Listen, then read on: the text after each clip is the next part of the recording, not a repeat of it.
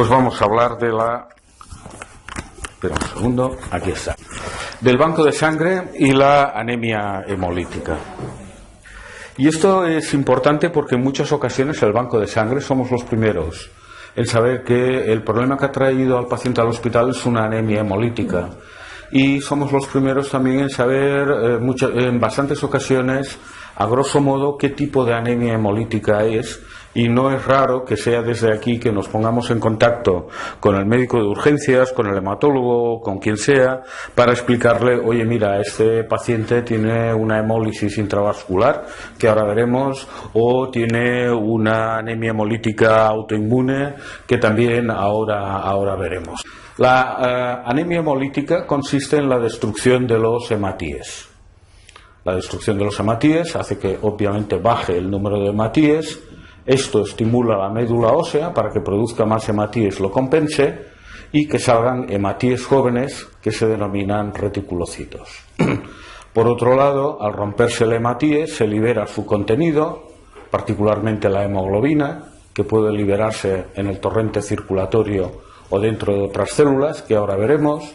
Esta hemoglobina se transforma, metaboliza en bilirrubina, en ocasiones se expulsa por la orina y salen otros componentes del interior del hematíe que además, cuando uno lo ve en el análisis del paciente, le ayudan en el diagnóstico. Es decir, si el paciente está anémico, tiene reticulocitos altos, tiene un aumento de esta enzima, la LDH, una disminución de esta proteína, tiene bilirrubina, etcétera, pues nos orienta mucho a que la causa de la anemia sea la rotura de los hematíes.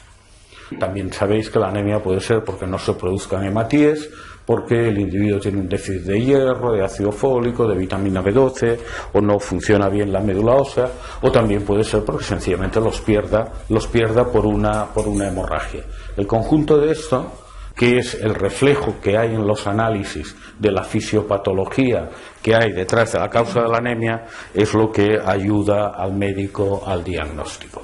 Y desde el punto de vista anatómico, de dónde se produce la anemia, y desde nuestro punto de vista además, porque podemos ser los primeros en saberlo, en el momento en que vemos el color del plasma del tubo de hemograma que nos han pedido para las pruebas de compatibilidad o para la reserva de sangre, la anemia, la hemólisis puede producirse dentro del torrente circulatorio, los hematíes se rompen dentro de las arterias, dentro de las venas, liberan la hemoglobina y el color del plasma que tenemos después de centrifugar el tubo es este, y muchas veces al ver el tubo ya se ve que hay hemólisis, o los hematíes, luego lo veremos con más detalle, se destruyen fuera del torrente circulatorio dentro de unas células que fagocitan, se comen al hematíe, generalmente es dentro del bazo, la hemoglobina se libera aquí dentro, no aparece libre en el plasma. Lo que sí que aparece libre en el plasma es un metabolito de la hemoglobina que se transforma en bilirrubina, esta se va soltando al plasma y el plasma adquiere este color. El encontrar el plasma de las muestras que nos envían para prueba de compatibilidad de este color, con hemoglobinemia, los que ya sois más veteranos en transfusiones lo sabéis, obliga a avisar al médico, al hematólogo, porque detrás de esto puede haber enfermedades graves que requieren un diagnóstico rápido y que lo vemos nosotros, como decíamos, porque hemos tenido acceso a ver algo tan simple como el color del plasma, y en cambio el médico que está en la cabecera del paciente no lo ve. Y precisamente esto nos ha llevado en algunas ocasiones a identificar y a acelerar el diagnóstico de infecciones graves que cursan con hemólisis intravascular, sobre todo por gérmenes anaerobios. De todas maneras, el tipo de anemia que nos encontramos con más frecuencia en el banco de sangre, porque además no es raro que nos interfieran las pruebas de compatibilidad, es la anemia hemolítica autoinmune. Autoinmune porque el propio organismo genera anticuerpos contra los hematíes, contra los propios hematíes. Estos anticuerpos pueden ser de clase IgM, que están aquí representados por esta especie de estrella, La IgM es una proteína muy grande, con un peso molecular de 1 millón, equivale casi a 5 IgGs, es capaz de aglutinar los hematíes directamente, de activar una proteína que se fija en los hematíes que se denomina el complemento, y esto puede causar una hemólisis intravascular porque se activa todo el complemento y perfora el hematíe, o una hemólisis extravascular porque estos hematíes recubiertos de complemento se destruyen en el hígado. O el anticuerpo es de tipo IgG, un anticuerpo más pequeñito que no tiene la capacidad de aglutinar directamente a los hematíes y que por el mecanismo que veremos luego, estos hematíes recubiertos de IgG se destruyen en el bazo. Obviamente, si tenemos estos anticuerpos, luego lo veremos hacia el final de la charla, libres en el plasma, nos van a interferir con las pruebas de compatibilidad. Tenemos este anticuerpo, que ya lo veremos, que nos aglutinará con todos los hematíes, o este otro que también lo hará. Eso no quiere decir que en todas las anemias hemolíticas encontremos este problema, porque puede ser que todo el anticuerpo esté unido al hematíe y por lo que hace a las pruebas de compatibilidad, pues no interfiera con ello.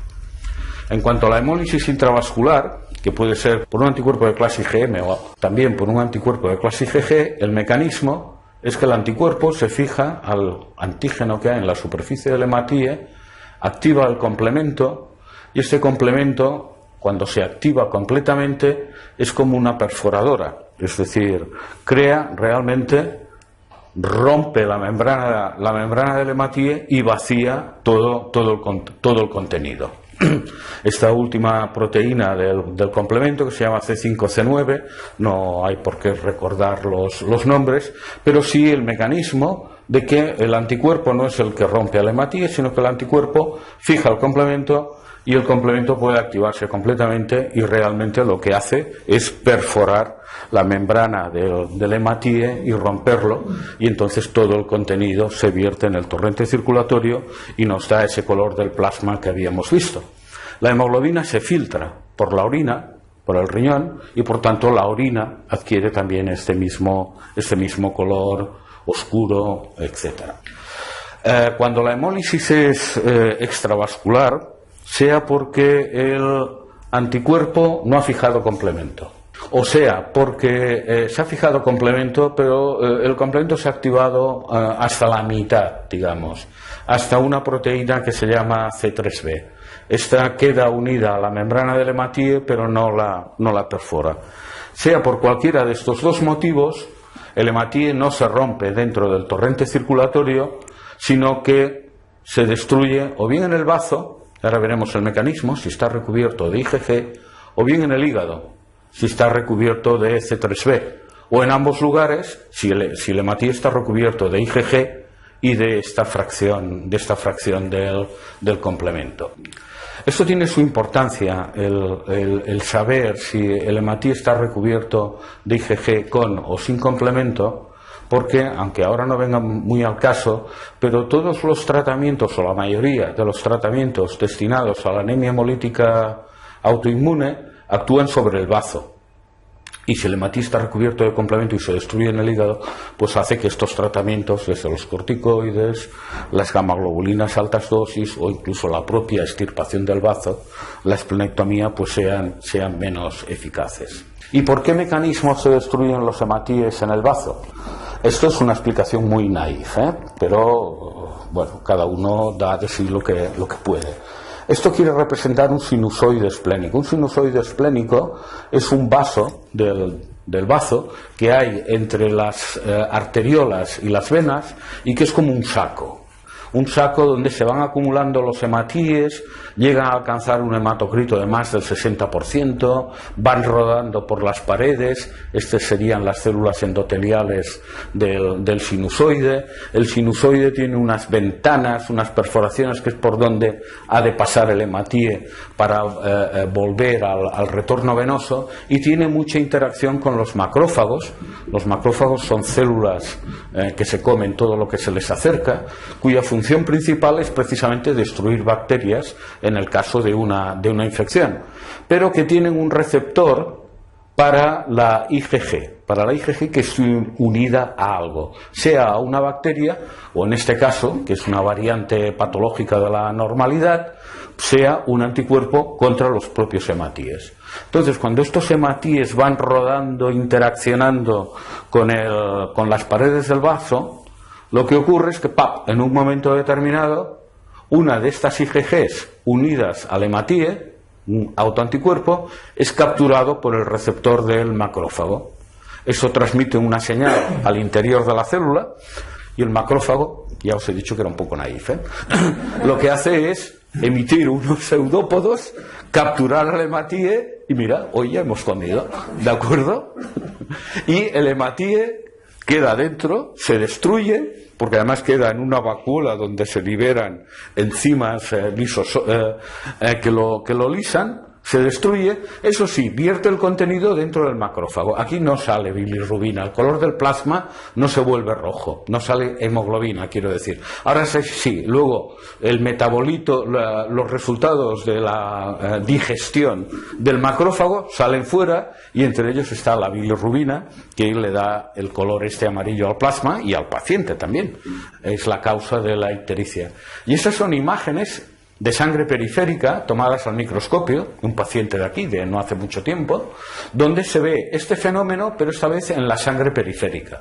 Y vemos aquí un neutrófilo que se ha comido una hematía, y vemos un monocito. El monocito son unas células que circulan por la sangre y que luego cuando pasan a los tejidos son los que se convierten en macrófagos, ¿de acuerdo? Sería el precursor de un macrófago. Estos están particularmente entrenados a fagocitar. Y vemos que ha fagocitado un hematíe y que tiene varias vacuolas, probablemente sean el resto o lo que queda de digestiones previas. Pues esto es lo que ocurriría a mayor escala en el bazo.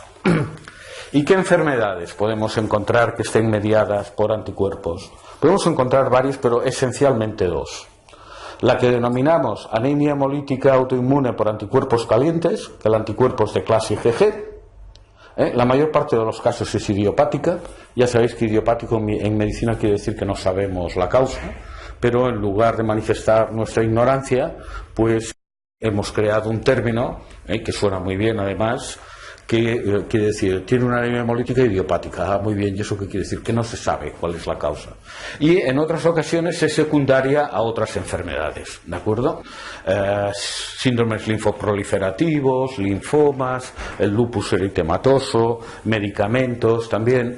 Y luego otra enfermedad, que es muy peculiar, ya la veremos luego con un poco más detalle, que es la enfermedad por crioaglutininas, que son anticuerpos que actúan preferentemente en frío, que son de clase IgM, que en la mayor parte de los casos también es idiopática, pero que también puede ser la manifestación de otras enfermedades.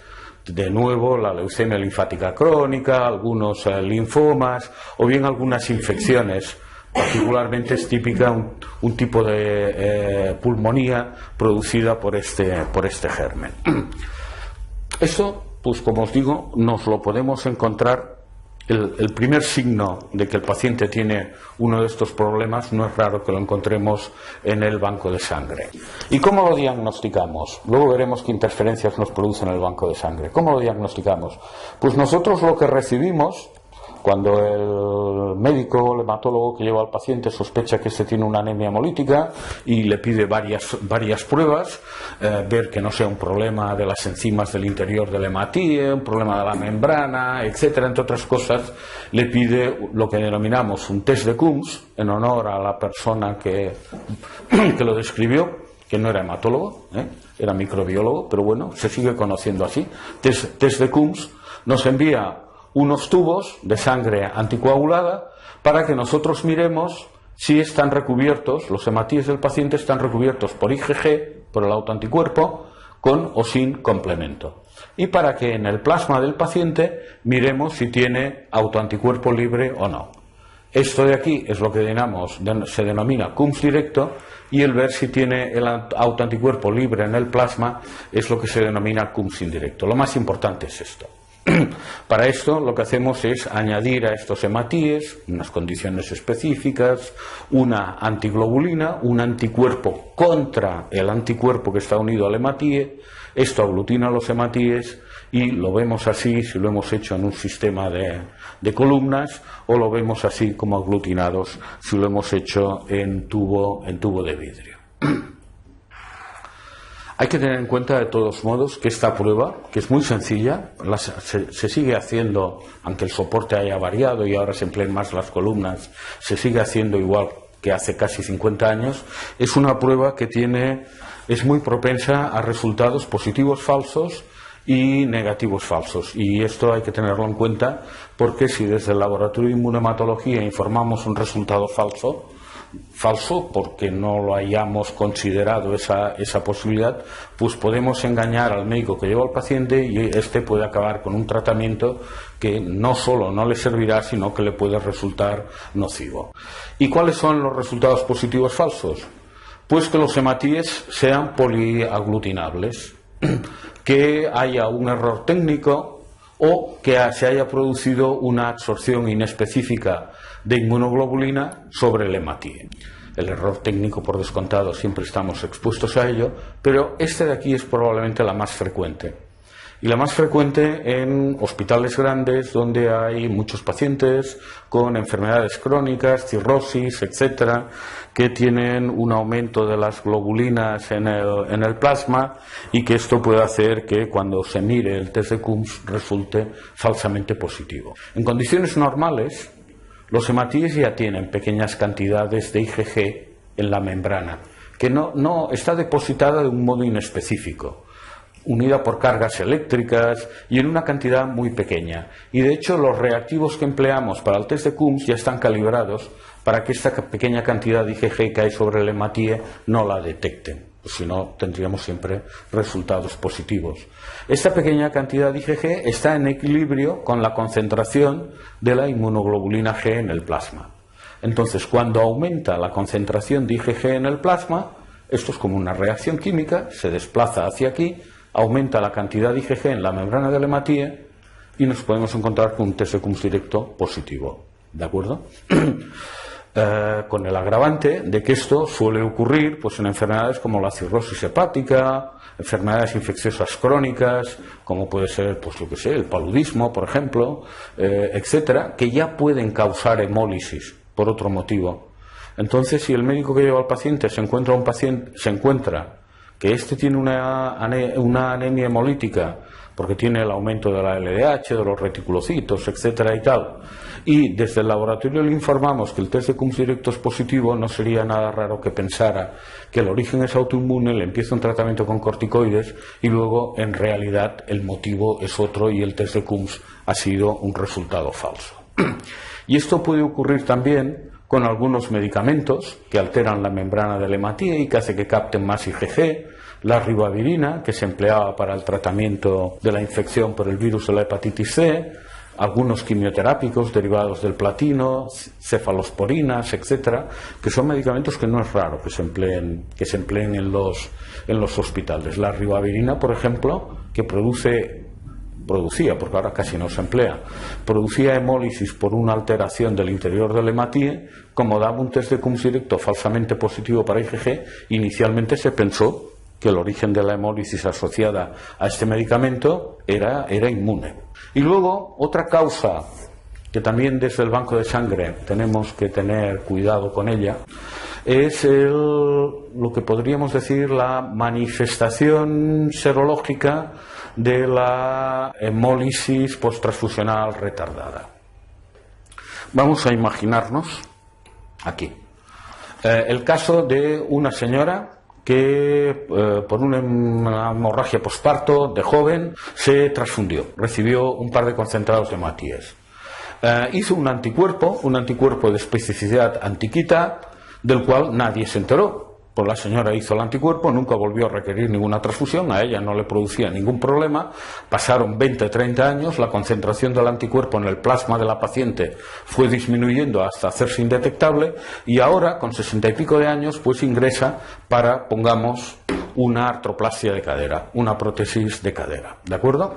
Piden una reserva de sangre, aquí hacemos las pruebas de compatibilidad y no encontramos el anticuerpo, el antiquita, no lo encontramos porque la concentración en el plasma es tan baja, está por debajo de lo que denominaríamos el nivel de detectabilidad, no lo encontramos. Las cosas no van muy bien en la artroplasia y en el posoperatorio inmediato es necesario transfundirle un concentrado de hematíes. Y este concentrado de hematíes resulta que es positivo para el KIT-A. Y entonces hace una respuesta inmune secundaria, como quien estuviera vacunado para la gripe y entra en contacto con el virus de la gripe. El anticuerpo, unos días después de la intervención, aumenta su concentración en el plasma porque la presencia del antígeno ha estimulado los linfocitos de memoria que tenían la memoria de producir este anticuerpo y empieza a hemolizar los hematíes que le hemos transfundido unos días antes en la intervención quirúrgica. Obviamente esto tiene tendencia a la resolución espontánea porque no va a romper sus propios hematíes, solo rompe los que le hemos transfundido, con lo cual, aunque siga luego un mes después o 2 meses después con el anticuerpo, pues si su médula ósea funciona bien, acabará recuperando la cantidad de hematíes que ha roto. Pero mientras tanto, pues puede volver a ponerse anémica, encontrarse mal cuando ya estaba en casa, poco de dolor lumbar, fiebre, la familia la ve un poco ictérica, un poco amarilla, la traen a urgencias, se le hace un análisis, el análisis es compatible con una anemia hemolítica, caramba, qué cosa más curiosa, se le pide un test de Coombs y nosotros nos encontramos con que informamos que el test de Coombs directo es positivo. ¿Y por qué? Porque en la muestra que nos ha llegado tenemos una mezcla de hematíes transfundidos, que es los que he representado aquí más oscuros, que son los que dan el test de Coombs directo positivo porque son los hematíes KIT-A positivo que tienen el anti-KIT, y un montón de hematíes de los suyos que no dan el test de Coombs directo positivo. ¿De acuerdo? Y cuando hacemos el test de Coombs, estos se aglutinan y lo vemos, si lo hacemos en tubo, como un aglutinado, y si lo vemos en una columna de gel, lo veríamos como una doble población. Pero no sería nada raro esto informarlo como test de Coombs directo positivo. El médico que recibe este resultado dice, caramba, pues qué curioso, ¿no? Ha hecho una anemia hemolítica autoinmune ahora. Mira la lista de medicamentos, no hay nada particular en la lista de medicamentos, pues mira, corticoides, a dosis altas de 1 miligramo por kilo de peso, y me viene a ver usted al hospital de día dentro de 1 semana, si la señora no está para ingresar. Como os digo que esto tiende a la resolución espontánea, pues cuando la señora vuelve a ver al médico, resulta que entonces ya se encuentra bien, la anemia ha desaparecido, la ictericia también, la hemos acertado, ¿no? Lo que en medicina llamamos diagnóstico ex juvantibus. Le pones un tratamiento, mejora, luego era lo que tú pensabas. Le mantienes los corticoides a dosis altas durante un par de semanas más, empiezas luego a bajarlos, y pues la señora hace el aplastamiento de 2 vértebras por la osteoporosis, se le dispara la hipertensión, la diabetes queda fuera de control y hace un ulcus duodenal. ¿Y todo esto por qué? Porque en el banco de sangre o en el laboratorio de inmunohematología no hemos sido lo suficientemente cuidadosos para detectar que este Coombs directo que nosotros informábamos como positivo no era por un autoanticuerpo, y que si nos quedábamos así en informar solo el test de Coombs directo, pues podíamos inducir a este error. ¿Qué debemos hacer, por tanto, y qué es lo que hacemos aquí y en otras partes cuando nos encontramos un test de Coombs directo positivo solo para IgG? Si hay complemento ya es otra historia. Pues lo que nos interesa es confirmar el Coombs directo esto, que realmente lo que tiene el paciente o la paciente es un autoanticuerpo. Y lo que nos interesa descartar sobre todo es que sea un falso positivo, y si es un autoanticuerpo porque es una reacción hemolítica retardada, diagnosticarla, pero sobre todo que no se confunda con esto. ¿Qué hacemos para cumplir estos objetivos? Pues lo que se llama un eluido, que es algo tan sencillo como despegar cualquier anticuerpo que tenga pegado a los hematíes y identificarlo, ver si es un autoanticuerpo, porque reaccionará con todos los hematíes a lo que los enfrentemos, si reacciona solo con algunos, si resulta que es un anti-D, un anti-C, un anti-KIT, o no reacciona con nada y entonces ante lo que estamos es ante un falso positivo. Y el eluido es una técnica muy sencilla, se puede hacer de diferentes modos. Nosotros aquí seguimos utilizando el cloroformo tricloroetileno, que se describió aquí en Barcelona, en el Valle de Hebrón, hace muchos años. Esto requiere unas precauciones, ha de prepararse en cámara para no aspirar los gases, etcétera, y que consiste en romper los hematíes y en el sobrenadante de esa rotura, que es de un color muy oscuro por la hemoglobina, pues enfrentarlo a un panel de hematíes y ver qué es lo que tenemos. Si tenemos un autoanticuerpo que nos reacciona con todo, si tenemos un halo anticuerpo o si no tenemos nada. Y esta es una prueba complementaria que ha de hacerse siempre que el CUMS directo sea positivo para IgG, para evitar esos falsos errores.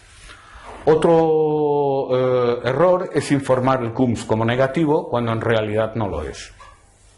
Eso con el sistema de tarjetas de gel es más difícil, pero cuando se hacía o cuando todavía se hace con tubo no es nada raro. En el tubo nosotros lo que hacemos es coger los hematíes, lavarlos, eliminar todo el suero. Lo de lavar los hematíes, que parece una cosa que suena a higiene, en realidad lo que quiere decir es eliminar todo el plasma, de tal modo que nos quede una muestra de hematíes, que solo hay hematíes en suero fisiológico o en PBS, pero que no hay nada de plasma. Y cuando esto lo empleamos para hacer un CUMS, lo que le hacemos es añadirle la antiglobulina, que luego se unirá al anticuerpo, que a su vez está unido a los hematíes, y formará un aglutinado, que es lo que nosotros vemos y damos como un CUMS directo positivo. Si quedan restos de plasma en el tubo, porque no hemos lavado bien estos hematíes, la antiglobulina se unirá a esta IgG, que queda pegada a la pared del tubo, porque no distingue entre la que está unida a la hematíe y la que no está unida, se neutralizará y nos dará un resultado falsamente negativo. ¿De acuerdo? Para evitar esto, precisamente lo que se hace es, todos los resultados negativos en tubo, se le añade una gotita de hematíes que sabemos que son CUMS directo positivo, y después de volverlo a centrifugar ha de dar un resultado positivo. Y si no es así, tenemos que repetirlo todo desde el principio.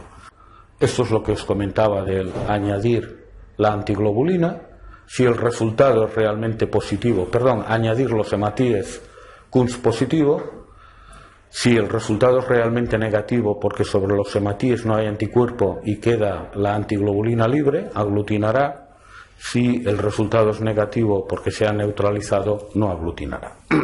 La mayoría de los CUMS, de todos modos, ahora se hacen con el sistema de tarjetas de gel. Aquí no es necesario lavar los hematíes porque los hematíes quedan en esta parte de arriba, el reactivo en la cámara de reacción, el reactivo está abajo, y en el momento que lo centrifugamos caen antes los hematíes que la pequeña cantidad de plasma que haya. Esto tanto en las pruebas de compatibilidad, paneles como CUMS directos, de tal modo que cuando el plasma entra en contacto con la antiglobulina y la podría neutralizar, los hematíes ya han reaccionado.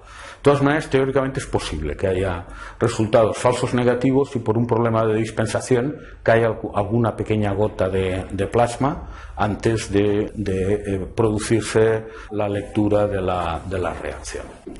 Total, en la anemia hemolítica por anticuerpos calientes, la que da el test de CUMS positivo para IgG, nosotros lo que nos encontramos en la muestra que nos envían son estos hematíes recubiertos de IgG, nos encontramos, pero no los vemos. Lo ponemos de manifiesto al hacer el test de CUMS directo y encontrarnos que es positivo para IgG con o sin complemento, y al encontrar que en el eluido de los hematíes se confirma que hay una panaglutinina, la hemólisis es de tipo extravascular, en el bazo si está recubierto de IgG, en el bazo y en el hígado si además está recubierto de C3, y en el laboratorio general lo que encontramos pues es anemia con los signos de hemólisis que veíamos antes. En la otra enfermedad que se parece a esta, que es la enfermedad por crioaglutininas, el anticuerpo, que es una IgM y es aglutinante, reacciona con los hematíes en frío y luego en caliente a 37 grados generalmente se despega. Esto en el paciente, ¿cómo ocurre? Pues ocurre que cuando el paciente sale a la calle en un día frío, se lava las manos, se expone al frío, en las zonas acras, que se llama, que son las manos, los dedos, la nariz, las orejas, las más expuestas a la temperatura ambiente y donde la sangre en el interior de la circulación puede alcanzar temperaturas por debajo de 32 grados, el anticuerpo reacciona con el hematíe e inicia la fijación de complemento. Este anticuerpo unido a varios hematíes hace como una especie de aglutinado que dificulta el retorno venoso, dificulta que la sangre vuelva a la circulación general, se acumula en estas zonas sacras. Y por eso estos pacientes, una de las manifestaciones que tienen es acrocianosis. Se vuelven azulados los dedos, la nariz, las orejas, etc. Es muy típico de la enfermedad por crioaglutininas. Cuando vuelve a la circulación general, el anticuerpo se despega y lo que queda es unido el complemento, que puede activarse por completo y hacer que los hematíes se rompan en el interior de la circulación, o quedarse en aquella fracción que llamábamos C3b y destruirse en el hígado. Nosotros lo que nos llega al laboratorio es esto. Entonces, si hacemos un test de Coombs, no encontraremos anticuerpo unido. Incluso aunque le pusiéramos anti-IgM, no encontraríamos IgM unida a los hematíes. Lo único que encontraríamos sería complemento, ¿de acuerdo?